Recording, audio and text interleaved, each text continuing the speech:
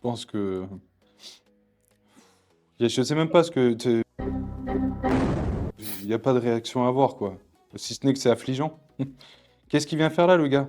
Il a oublié de garer son vélo à l'entrée de l'église. C'est pas un spectacle, c'est pas du cirque, la messe. C'est pas du cirque. Faut arrêter ça. On est là pour adorer Dieu, pas pour faire un numéro. Voilà, il va dans un skatepark, il va faire son BMX ailleurs, mais pas dans une église. Voilà, c'est tout. En fait, le prêtre a raison.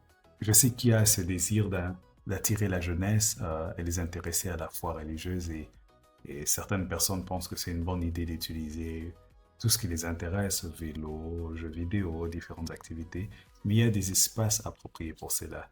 À la messe, ce n'est pas le moment de le faire parce que la messe est un lieu saint, c'est un lieu sacré où les activités tournent autour du sacrifice, hein, et du sacrifice de la personne de Christ. Vous pouvez imaginer, sacrifice, ça parle de la mort, ça parle, comme le mot sacrifice le dit aussi, il y a un aspect sacré quand même à ce qu'on fait.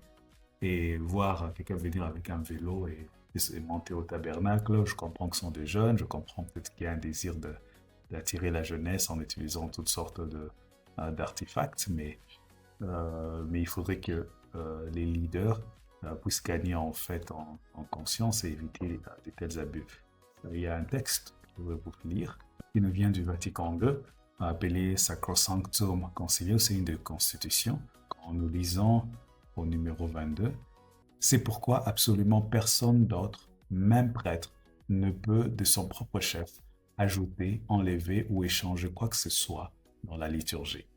Donc vous voyez, l'Église, ce n'est pas un espace neutre, non, c'est intentionnel, c'est un espace sacré où nous nous focalisons sur la personne de Christ, particulièrement son corps, et il est là comme un prêtre, comme un sacrificateur. Si vous vous rappelez la vidéo que je fais, je vous recommande, qui parle en fait il n'y a pas de sacrificateur sans sacrifice, donc il y a un sacrifice qui est présenté, et le prêtre, ayant la personne de Christ, présente ce sacrifice. Donc toute la liturgie tourne autour de cette réalité.